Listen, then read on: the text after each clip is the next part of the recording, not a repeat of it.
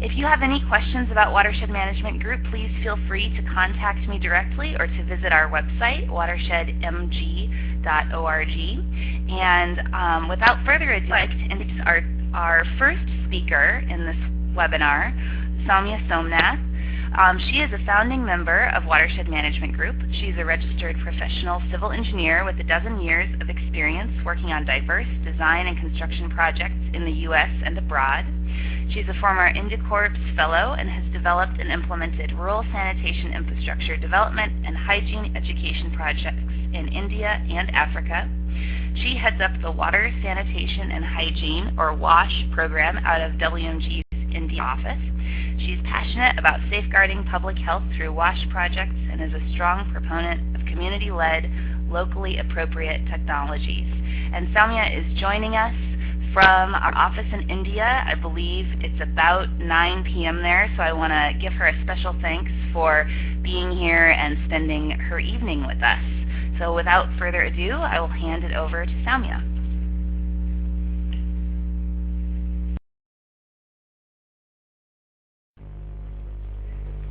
Thanks, Tori. It's 9:40, so I hope I get sort of extra kudos for that. Welcome, everyone. I'm excited to present our sanitation work in Burkina in India today. And in the context that I'm speaking about, it's really about the safe management of human excreta to decrease disease and improve health. So the composting toilets that I'm going to be talking about are probably quite different from what you used to in the U.S. They're geared towards people who've never used a toilet before and who practice open defecation. So I'd like to put our sanitation work in context and do so through the Millennium Development Goals. These are 8 goals that were set at a UN summit in 2000 to combat things like poverty, disease, and environmental degradation. Targets were set for each of these sectors to be achieved by 2015. And specifically for sanitation, the goal is to cut in half the number of people without access to basic sanitation, i.e. toilets of some kind. Now, sanitation is actually a pretty unique sector because it affects almost all of these fields.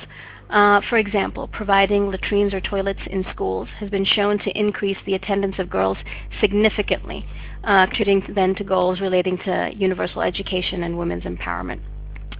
Now, the world has made tremendous progress on the Millennium Development Goals. For example, we met the target for water early to provide safe access or sustainable access to safe drinking water, and we've hit it early, actually, 2 years in March of 2012. So this is really phenomenal. Now, looking at where we stand as far as sanitation, you can see the numbers here. 2.5 billion people without access, 2.5 million lives lost every year as a result. And really affecting all of us is this $260 billion loss for the global economy every year due to productivity and health costs. At the current rate of progress, the world's going to miss the target for sanitation by almost 1 billion people. Now, with all the large numbers that I'm throwing at you, I don't want to lose sight of what this looks like for people on the ground. This photo was taken very close to where our office is, and you can see the young girl defecating here next to the open channel. We're talking about 2.5 billion people in situations similar to this. So meeting this target on sanitation and really providing sort of toilets for all is one of the key challenges of our time. And I'm going to talk today about what some of the challenges are in meeting this target and our approach to it. The challenges can be broadly grouped into 3 categories. Economic, people just can't afford to build a toilet.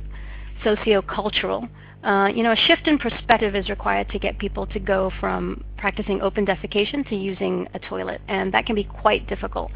And operations and maintenance. Many toilets lie unused because they're either improperly constructed or incorrectly maintained. And I want to get a feel for what some of these issues look like. This photo here is a toilet built with government subsidies in South India. You can see the latrine pan there and the half-open door here. So the owner had a toilet but preferred to defecate outside in his field and actually had been using his latrine to store potatoes, as you can see in that sack there, for about 10 years when I took that picture.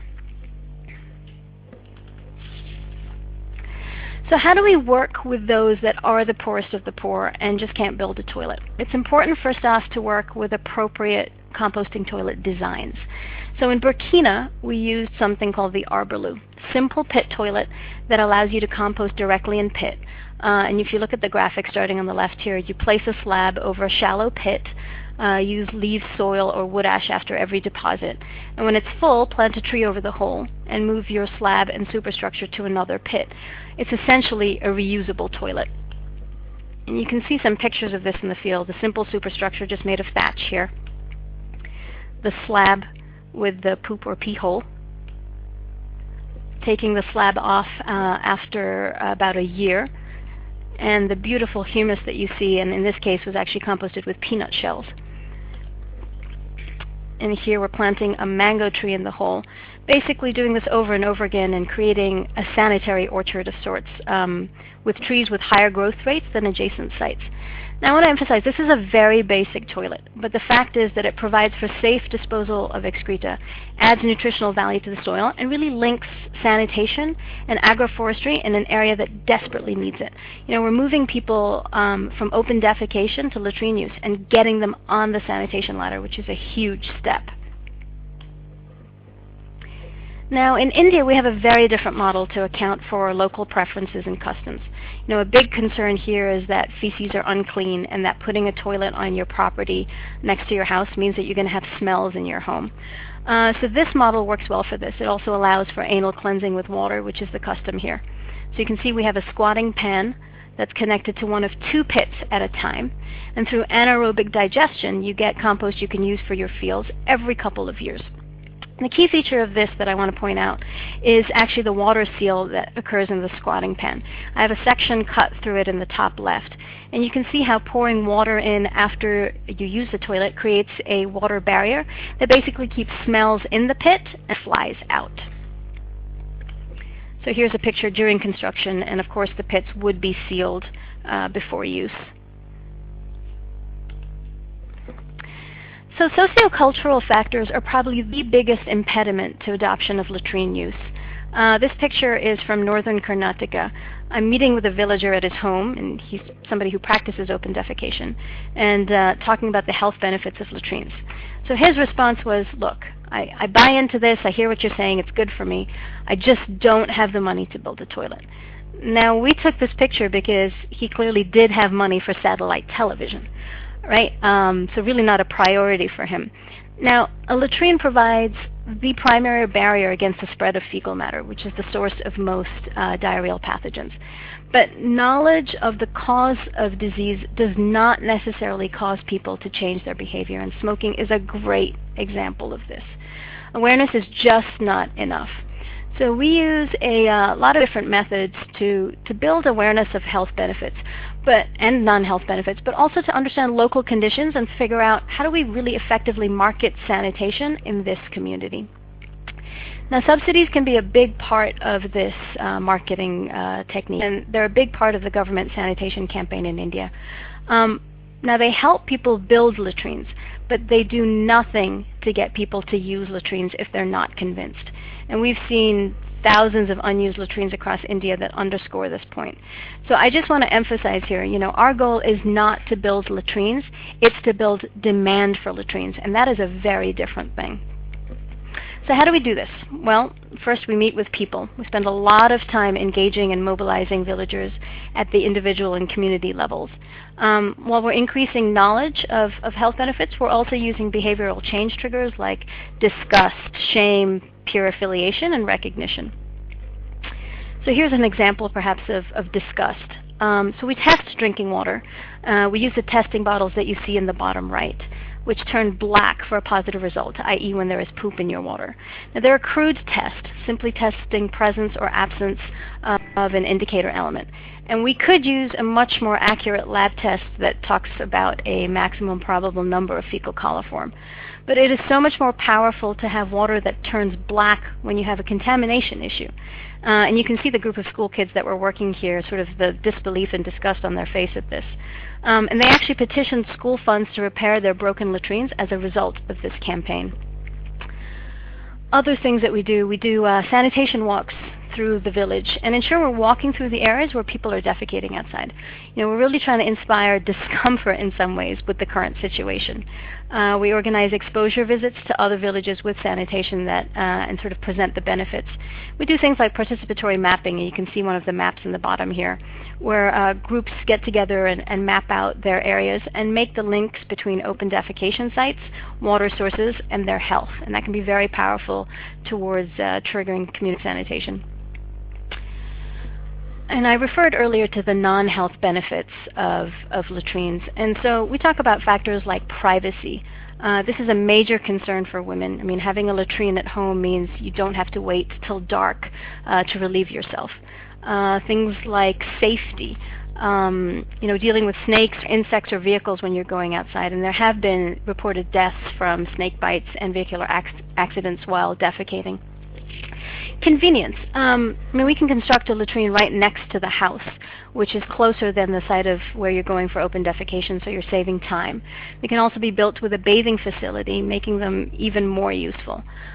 Status is another one. You don't see rich people or celebrities defecating outside, so really promoting a household latrine is a symbol of progress and material wealth. And cost savings. Latrines do cost money to build, but they're a one-time cost that is offset by recurring costs of sort of treating consistently poor health. And we work with the rural health clinic to cover this point. Now the last category relates to operations and maintenance. So across the world don't work. So builder trainings and frequent checks during construction are key. We also have an intensive follow-up period to ensure that people are using their toilets and using them properly. Things like don't use phenol or bleach to clean the toilet, as this will kill off digestive bacteria and cause your toilet not to work properly. And ultimately, we're working with pretty robust designs that still function effectively with small alterations. So I want to leave you with two stories here that show what success looks like from the field. This is Narmada, one of the poor women in the village that we're working with. And through a large government-led subsidy latrine promotion program about 8 years ago, she installed the latrine pan that you can see in the bottom here and the pits. Now, there was no money left over for a superstructure, so she didn't use the toilet for something like 8 years. And she had thought since all the toilets she had seen were brick structures, she needed bricks to build it, and she just couldn't afford that. I worked with her and talked about how the superstructure is really just for privacy. And in a matter of a week, she collected all the materials that she needed and built this very basic structure with her neighbors and our help in a day. Now, that was 8 months ago, and she's been using this toilet ever since. And the community has also started a sanitation fund to help others in her situation after we hosted community outreach events to talk about how you actually need 90% latrine use to realize village-wide health benefits. Now, this last story is about Bubba and Leela, who you can see in the photo here. So they're a couple who practice open defecation all of their life, and Leela was convinced quite quickly about building a latrine. Bubba was resistant. He said, well, I've been practicing open defecation all of my life, and I'm doing just fine. So their son was actually getting married last year to a woman from a different village. And in India, the son and wife live with his parents. So we talked to Bubba about this idea of having a welcoming home for his new daughter-in-law. How difficult it might be and embarrassing for her to have to walk through town to the of open defecation with sort of everybody looking at her. And this really resonated with him. He ended up selling a goat to pay for the toilet, but also became one of the strongest advocates for latrine use in this particular village. And you can see Leela here showing off a framed copy of her toilet certificate photo that we give to everyone who builds a latrine through our program. So just to give you an idea of scale, in Burkina, through 2 short-term trips, we held workshops in about 5 villages, which has resulted in about 120 people building and using arbor-loos. In India, our program is much more extensive. We've seen 175 toilets built in 2 villages, averaging about 8 months, including community mobilization time, and impacting about 700 people. Now, all the stuff that I've been talking about, this is a time and labor-intensive approach, and it's making efforts to build community relationships and really immerse ourselves to understand the local context so that we can design a customized campaign. And I can't overstate sort of the level of effort that this entails. But we found this to be an effective approach, especially where government subsidy-driven campaigns have taken just to perhaps 40–50% littering use, but they're unable to take them all the way to community-wide sanitation. And this way of working is what we believe is going to take us to meeting the Millennium Development Goal for sanitation, and actually to achieving sanitation for all. So thanks, everyone. There are some pictures and resources at the link shown on this slide, and I think we have about 5 minutes scheduled for questions before we hear from Diane, so I'll turn it back to Tori here.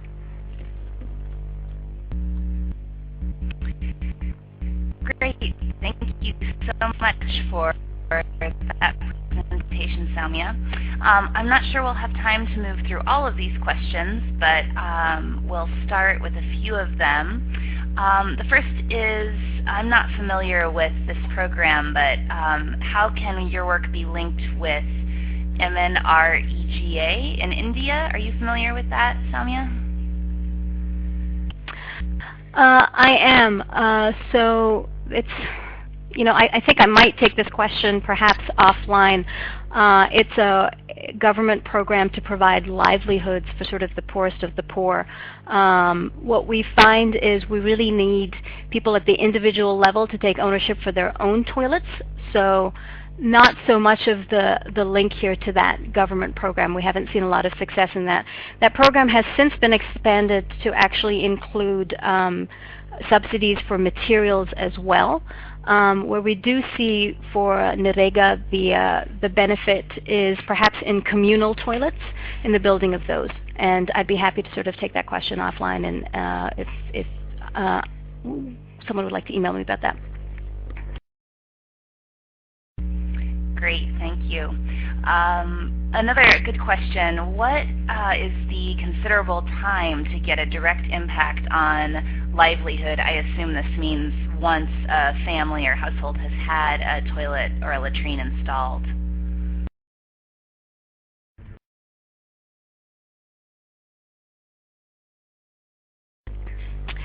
Well, especially with the subsistence farmers that we're working at, a day sick is a day that you're not earning, and there's that direct link that way. I'm not sure I'm getting the question.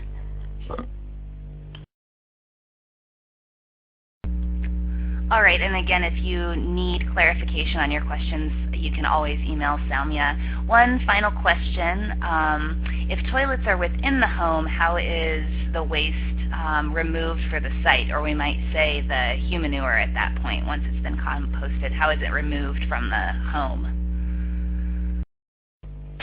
So in the example of the two-pit pour flush, the toilets are actually adjacent to the home, and beneficiaries have the option of either using the compost or, because it's a two-pit system, just going to the other pit and going back and forth. So it's not so much a matter of needing to remove if they don't want to. For those that do want to use the humanure, you take off the slab and are able to just scoop it out, and it's quite a safe material at that point. Great, thank you. If you have additional questions for Sowmya, you can feel free to type them into the chat box in the lower left-hand corner, and we can try to get to those at the end of the presentation. We're going to be moving on now to Dr. Diane Austin's presentation, and I'd like to introduce her. Dr. Diane Austin is an associate research anthropologist in the Bureau of Applied Research and Anthropology within the School of Anthropology at the University of Arizona here in Tucson. She received her master's in environmental engineering from the California Institute of Technology in 1983 and her PhD in environmental policy and behavior at the University of Michigan in 1994. As an applied environmental anthropologist, Dr. Austin studies community dynamics amid large-scale industrial activity, impact assessment, and community-based collaborative research and outreach programs.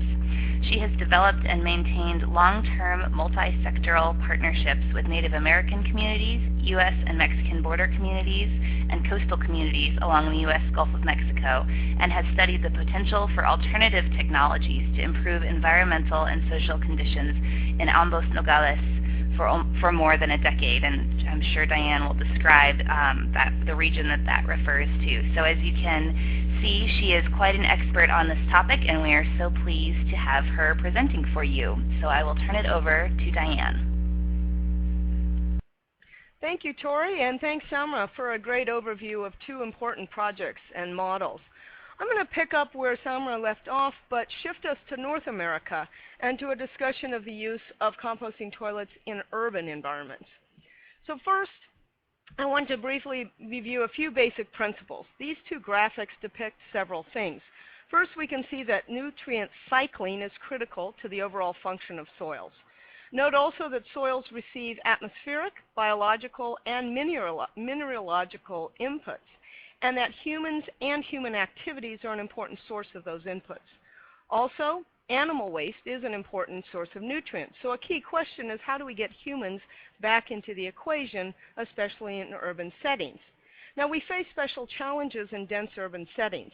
Especially past concerns about disease have led to the flushing away of human waste as a typical solution. So we end up with the use of water and energy to move waste, process it, and maybe return nutrients to the soils. In the end, centralized sewage treatment is the most common technology in use today. So as we move to technologies for on-site processing, we must replicate complex systems, balancing the amount of nutrients, the rates of microbial growth, temperature, moisture, and more. The take-home message is that composting or dry toilets are a viable alternative, but they do require careful design, ongoing attention, and maintenance. Now, the focus of this webinar is not on how composting toilets work, but it's important to keep in mind several factors as I go through the next two case studies. First, composting toilets must provide an enclosed environment for aerobic decomposition. That means in the presence of air, where beneficial microorganisms can outcompete harmful ones.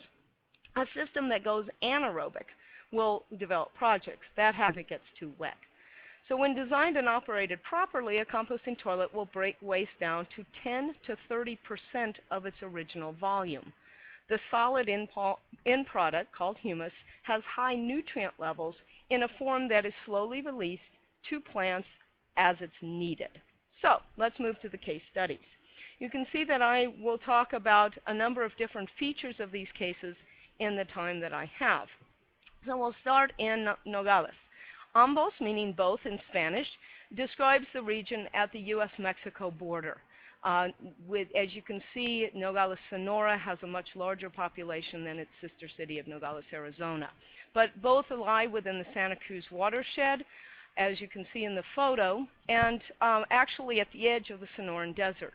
Nogales is a port of entry for winter produce. Most of the winter produce that comes into the U.S. comes across at this port. It also has an economy that follows basically the economic policies of the U.S. and Mexico, which have led to border industrialization and a massive mobilization of people to the border region, resulting in rapid urban growth without sufficient time or resources for developing adequate infrastructure, such as for water and sewage. Water entering the Santa Cruz River from the Nogales Wash has been found at times to contain untreated sewage, which poses health threats on both sides of the border. The photo in the bottom right shows flooding at the border during last year's storms. The border wall is shown running down the middle of the photo. Now, while for short periods there's too much water, overall groundwater pumping and depletion continue as demand for water continues to rise. And water shortages are expected to increase with climate change. So let's move and talk about these composting toilets initiatives. And I will certainly emphasize throughout this presentation the notion that we heard that these projects and programs and behavioral change takes a long time. This effort began actually with a small community initiative in 2002. There was not a lot of follow-up, and so the University of Arizona, through the unit that I'm part of, BARA, became involved several years later at the request of the director of a community center in Nogales. We follow a community-based participatory model, and so we have a two-pronged approach in which we investigate problems locally. At the same time, we look for solutions that are tried elsewhere. So our first task was to learn all about we could from other projects, and such as the need that Sowmya just pointed out to build walls and not just tanks in order to get people to actually use the systems. Based on the findings from our initial phase, we established a pilot project, which we carefully monitored, and then, when warranted, we supported project expansion in the community.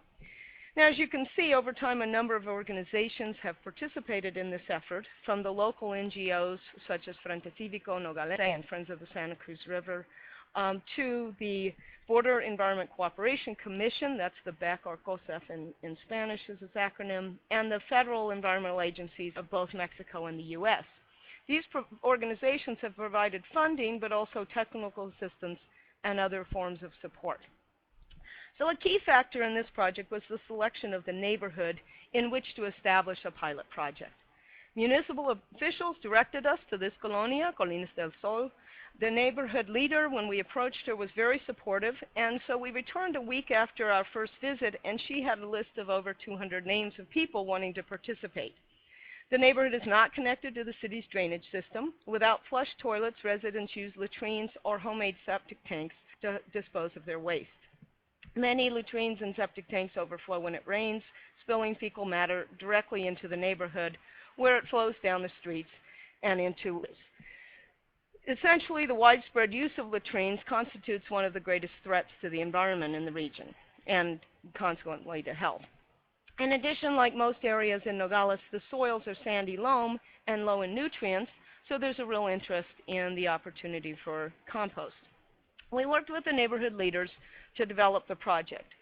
The basic design is that which was developed and advanced earlier, but we modified it for the use at the residences. The system has two chambers, and it's comparable to a regular flush toilet in the sense that the seat is at the exact same height, uses the same type of toilet seat. It's basically, as you can see, two chambers. You use one side until it fills, you cover it. Obviously, those tubes are allowing air to circulate in the system. And once the compost is finished, you can see from the picture on the right, you can access the compost through doors that open at the back.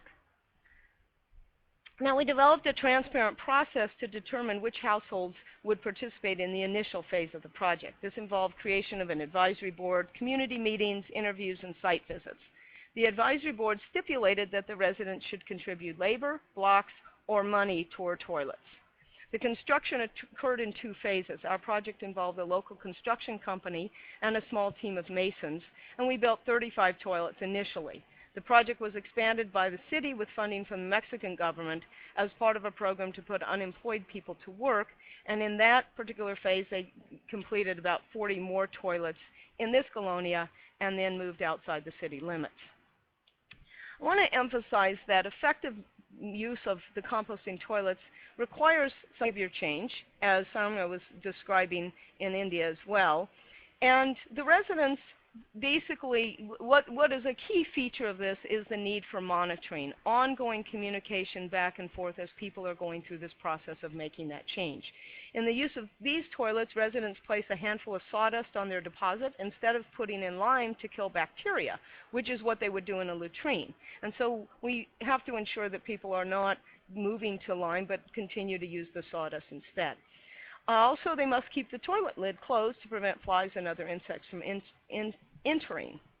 So we established the monitoring program with the students from the local university visiting the households weekly and then monthly and then every 6 months. And we continued also offering education and outreach within the community over several years. Now, monitoring also includes periodic celebrations. This is a flyer that we passed out in the neighborhood where at these celebrations, the workshop as well as celebration, we share information from the monitoring, provide information to others who are interested, and thank the participants. Now, overall, the receptions have been positive and the results positive. About 75% of the residents in both groups reported being very happy with their toilets. As you can see from the top left, people are actually building their homes around their toilets as they get resources to move from the wooden structures to a cinder block home. 2 people in the community built their own toilet during that pilot phase. But there are still challenges. This is a mobile population, so there's a need for ongoing outreach as somebody moves on to a lot that has a toilet, how to use that. There's the requirement that the residents had to contribute meant that several toilets were stalled partway through. We had contractors working with us to help with building the structures, and they became very frustrated waiting for the volunteers to be available, so we had to adjust that process. The use of local labor was beneficial, but we did have problems with quality control. The continued high demand for toilets is a positive sign, but the reality is that financing of wastewater systems is still operated at the level of centralized systems and governments. And in urban areas, residents pay taxes and are supposed to get services, so it is understandable that they are hesitant to essentially pay twice. The image on the right is a flyer that we put up we produced and laminated to go inside the toilets, especially when somebody has a visitor coming by and using their toilet. Now, benefits are many. Obviously, the reduction of contamination from latrines and septic tanks, access to hygienic sanitation, the production of the compost. In addition, has been the development of community expertise on the composting toilet technology. Local participants in this project have now served as advisors to a team of university students who have just finished overseeing construction of a demonstration toilet in another neighborhood, and they're developing their monitoring and outreach program. So I'm going to shift us north now across the border into the U.S. and into Pima County, Arizona, talk a little bit about the project that is going on there. Little stats on Tucson, little over 500,000 people within the city. The metropolitan area is obviously quite a bit larger. The big issue in Tucson in terms of use of composting toilets is both for soil enhancement but also for water reduction. You can see the water demand is already high and expected to increase. 55% of all residential water use is indoors, and 14% of that is by toilets. So Watershed Management Group has been leading this effort, mentioned that the program is funded by the EPA, and Bara at the university, we've had a role in helping to design and carry out the assessment. Now this project uses 2 designs. The one on the right is adapted from, and that's actually larger than many people build their toilets. I'm going to describe a little bit. In this project, people are learning and then building their own toilets or hiring people to build them. But essentially, that's the same model adapted. It's the Nogales model. On the left, you can see a 3-barrel system, which is less expensive to construct, and it literally has, as you can see, the 3 barrels with the toilet seat can be moved from one to another. Similar principles as the other. You can see the tubes for airflow. The height is, again, the same as the toilet that people are used to using. Now, this, as was mentioned, this project involves community workshops and programs to educate the people who are interested in participating. The goal here was to have the people, essentially the project began with 2 community meetings to gauge the level of interest. Those who were selected then attended the community workshops, participated in interviews and site visits. In this particular project, toilet construction is still underway. A number of people have completed their toilets and are being monitored. Others are still working. The key is that, again, the residents were responsible for their own toilets. There were some subsidies available, but largely they covered the costs. And you can see here 4 of the different designs that people have come up with. They are participating in a self-monitoring program where they monitor different aspects of the toilet and then are visited once a month. So far, the benefits are what we've seen before: decrease in water use and spending on water, production of the compost, and this building of the community expertise on the technology. You can see here the product of a composting toilet. So, what's the future? This is an eco-casa that's being completed in Nogales, Sonora to demonstrate various technologies, and you can see they've incorporated a composting toilet there.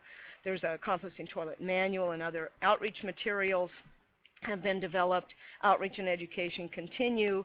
Students at the technical college down in Nogales are working on innovations in structure and design, and there's continued collaboration among the educational institutions and NGOs on both sides of the border. So it's clear that this is something that there is quite a lot of interest as well as potential. Here I provide a number of the references and some resources for additional information. The top group is a collaboration of groups on both sides of the border and information in English and Spanish. So I will stop there and take questions.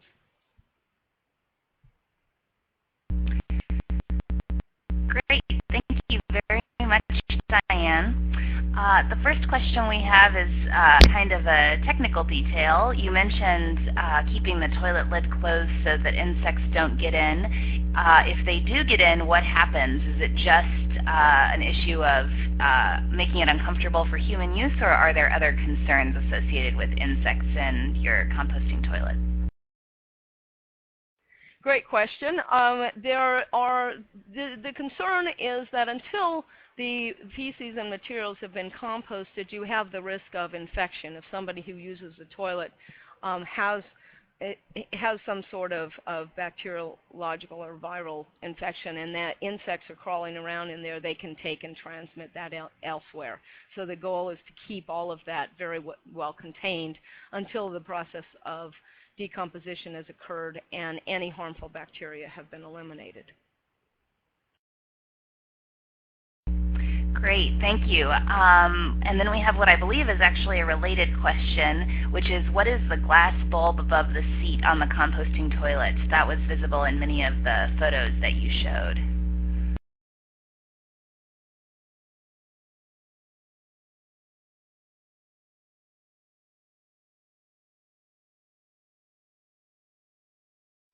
Diane, make sure you've unmuted your microphone. We can't hear you. I apologize. I will say that again. Basically, I flipped back to a photo of what I believe he's referring to. And I'm also going to defer this one over to Catlo, who was involved in installing those particular toilets.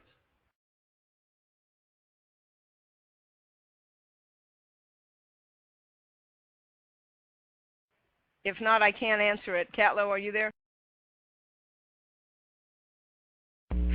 Hi, yes. Thank you, Diane. So the glass bulb is referring to the insect trap, which is installed in each system. So if any insects do enter the system, they're attracted to the light. There's a small plastic funnel, basically the end of a soda bottle, that's inserted in there. So it, once the insects enter that light trap, they won't be able to re-enter back into the composting toilet. So it's a way of vector management, controlling that. Thanks. Thank you, Catlo. We have another question that I believe was originally for Sowmya, but I think it applies to both of your presentations. So Diane, if you want to answer first, and then Sowmya, jump in. Do you find that people are actually interested in using the compost from their toilets, or does it just end up sitting there? And is the priority more on creating a private place to defecate as opposed to producing compost? Thanks. That's a good question, and I think it varies by the population and what they're facing. The answer is yes. We've had in both, and again, Tucson's project is earlier. There are people, though, who've been using composting toilets for quite a long time in this region and very much use the compost. In Nogales, we found both. We found people who use the compost on their own sites. We also found folks who were donating that to other people who wanted to use it, and some who were simply disposing of it in the garbage, which was the process which people, if they have no access to even a latrine, will simply defecate into a bucket in a plastic bag, tie it up, and put it in the garbage. And so they were following that practice, the benefit being that at that point at least it's a harmless substance that they are throwing away. There was some concern, there was interest in that in Colinas del Sol with using the compost at the schoolyard for one of their revegetation projects, but there was some concern about perception of that, especially in the early phases of the project, that if for some reason something had not been fully composted, did they want that in a public space? So at this point, that's not gone forward. So far with any of the testing, we've not found any situations where that would be a concern, but it's something when you're building a public project is to pay careful attention to local perceptions as well. Thank you, Diane. I think I'm just going to echo.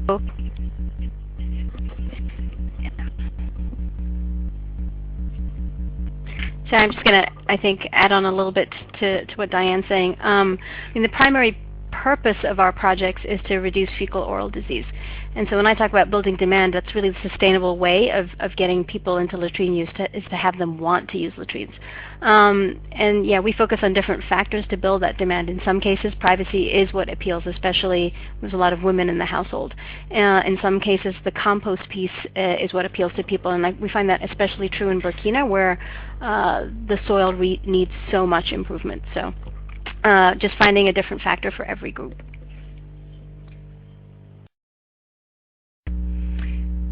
Great, thanks to both of you. And Paige, I hope that answered your questions related to that topic. Another question, I think relevant to both presenters: how is information communicated to the community and users about safe human manure use, especially on edible plants and handling of the humus that's produced by these toilets? I'll jump in and Diane, you can follow. Okay, yeah, I'll jump in on that one. And essentially we have found that even in urban areas, even through schools and programs, face-to-face, small group communication is the most effective. Is people talk to their neighbors, they talk to each other. One of the things we do in the monitoring is ask, how many people have used outside of their household have used their toilet, how have they communicated information to them. That's why we do the ongoing community workshops, because again, having people have an opportunity to talk to somebody face-to-face, ask those questions, and get the discussion going, we found is the most effective. We do have information available for others. As the technologies become accepted, then it's like anything else about how do you use your toilet at home. People pass that information on to their family members, and we do communicate the concerns. We recommend that people not use their compost, although there are people who use it very safely on, people that have carefully controlled systems who use their compost on plants and vegetables. We recommend that that they not use it on any food plants that they're growing.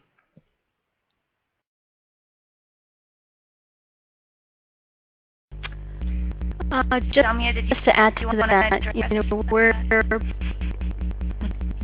sure. I think it's more about the communication piece of it. Is we're having sort of extensive follow-up with our latrine users and builders. So really communicating that. And in a lot of cases, even sort of graphical posters, a lot of graphical interface, especially for our non-literate populations. I'll just add one more thing, and that has to do with this whole notion of the follow-up. Part of the reasons that the follow-up has to go on over multiple years is because depending on the size of someone's system and the size of their household, it may be more than a year until in our systems one of the, say in the 2-tank system, even fills up. So you've got to still be around. You can go through these activities and discussions and workshops at the beginning, but you have to be there when they're actually ready to take out that first batch of compost. And especially early on in the neighborhood. Over time, some neighbor has already gone through it and they can talk to each other. But it's part of why there is such a need for a long-term follow-up and monitoring. Thank you. Moving from sort of the community-driven side to the more municipal side, Greg asks, are there any problems in getting composting toilets like this approved in the Tucson area? He also asks about the Phoenix area. I'm not sure whether or not you'll be able to address that, Diane, but perhaps you can discuss the Tucson area permitting process. Well, there are a couple of phases of that question in terms of, I see the issue on permits and building. In the Tucson area, if you are putting, for instance, your composting toilet in your backyard in a shed, you simply have to notify the city that you are building a shed. And the issue, as long as your composting toilet is going to have no connection to any water source, the people you deal with about building the shed are just there to see the size of your shed and it meets all the requirements of a shed.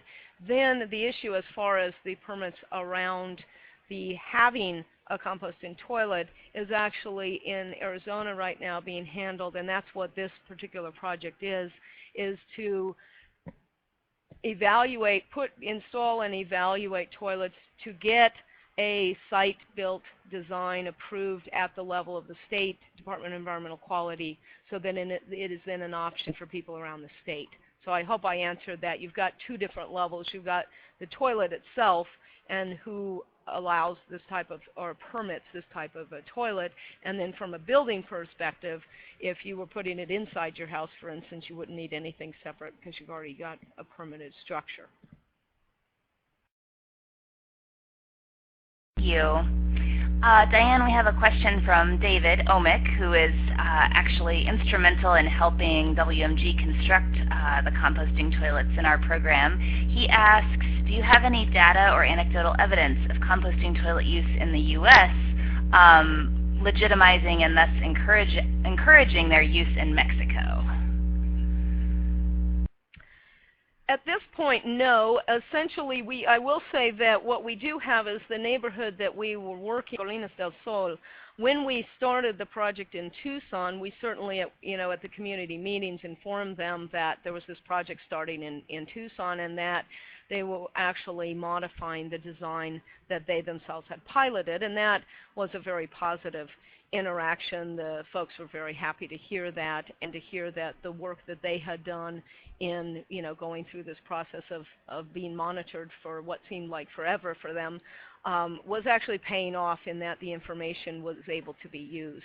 So in that sense, it's a good question to see whether anybody in the new phases has been even informed or cared about it going on in the U.S. I'll ask we have students from the Instituto Tecnológico de Nogales who are working with one of our grad students on another colonia now, and I'll certainly bring that up to them and see. They've got one toilet at the neighborhood center built, and the person who runs the center regularly takes people on tours through the toilet to see what's going on. They're just finishing it though, so they don't have any data at this point.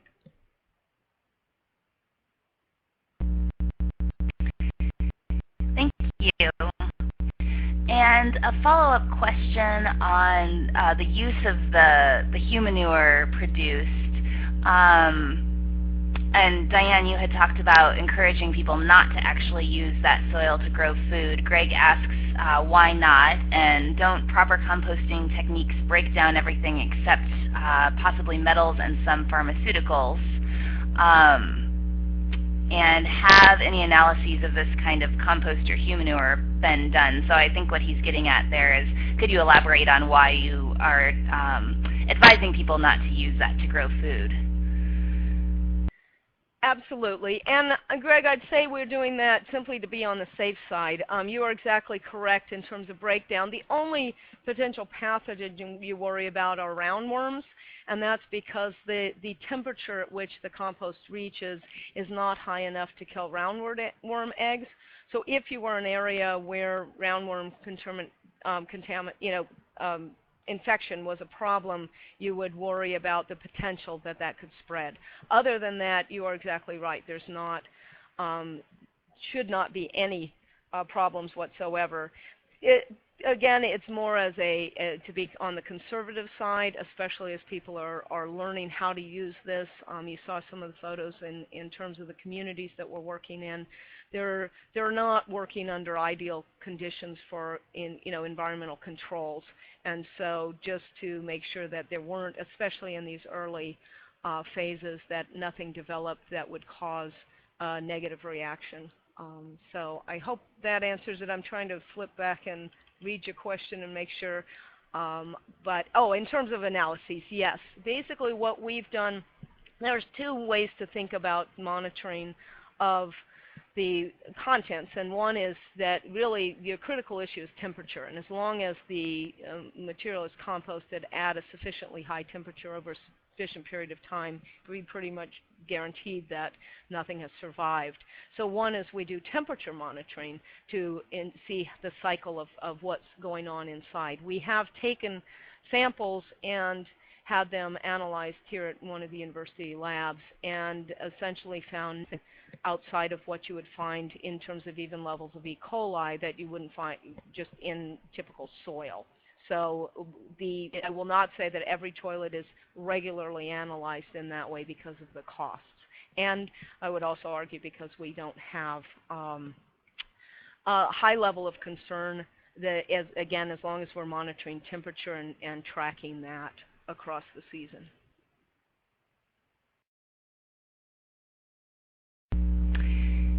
Thank you, Diane.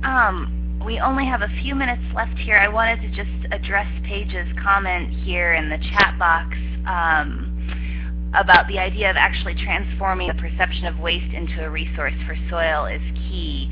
And that's really what our Soil Stewards program is all about, is focusing on what we might perceive as wastes and how they can actually be transformed into resources with proper treatment. And so that's true for human waste, so to speak, and composting toilets, but also with the neighborhood mulching program and transforming green waste into the green resource or organic mulch that it actually is. So we appreciate her pointing that out and hitting that nail right on the head. We do have just about 2 more minutes, and I want to really thank Diane and Sowmya for compressing all their fantastic information into very short, concise, and engaging presentations.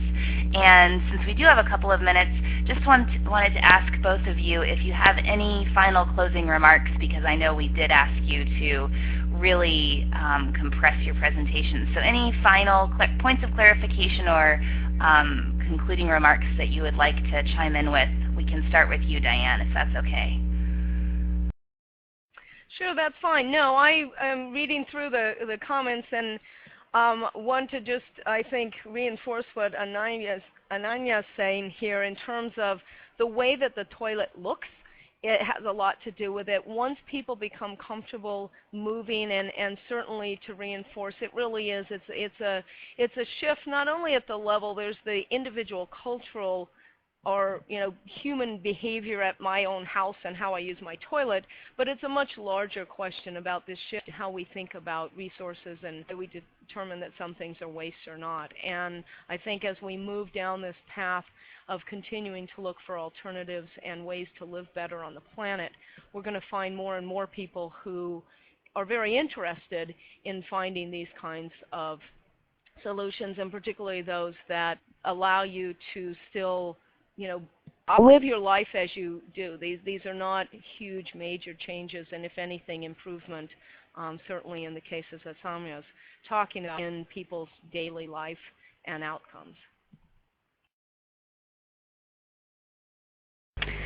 Yeah, I just think, Diane, that's actually what I was going to mention. I hope that came across in the presentation, sort of how much impact these toilets and toilet use have on people's lives. It's keeping fecal matter water sources out of the air and really having a big impact on people's lives here, from dignity to health to time. So I hope that really came across in this presentation. Thanks.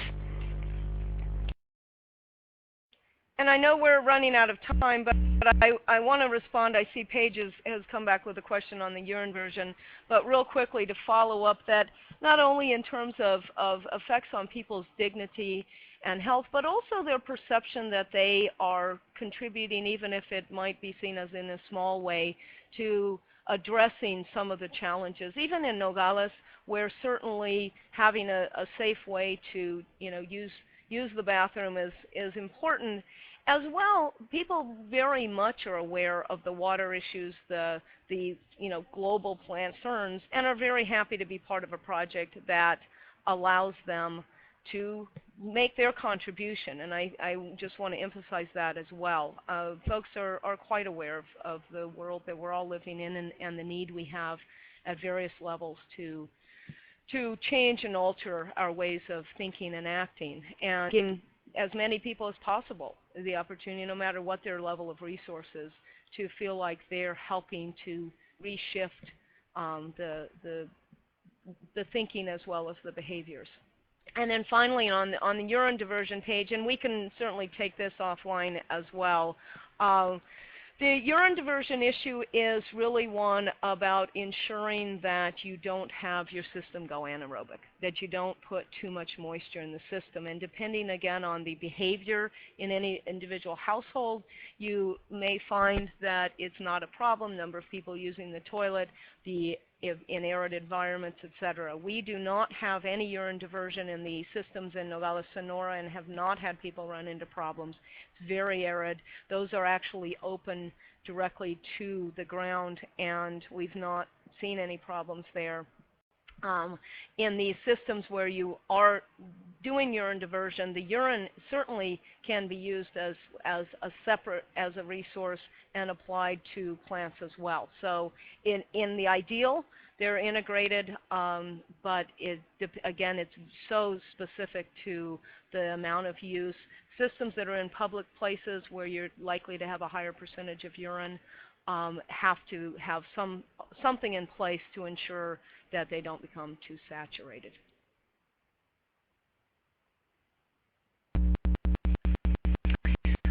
All right, thanks very much, Diane, for addressing those final issues. And we are just past 10 o'clock, so many thanks to Diane and Sowmya for presenting and sharing your expertise with us. We really appreciate it. And thanks to all of you for attending and asking insightful questions and participating in this webinar series. And again, if you have questions or want to learn more about Watershed Management Group, our website is watershedmg.org. And you can feel free to contact me with any questions about this series or about our work. And a recording of this webinar will be available on our website and will also be emailed to each of you who attended this webinar. So thank you very much, and without further delay, we will sign off.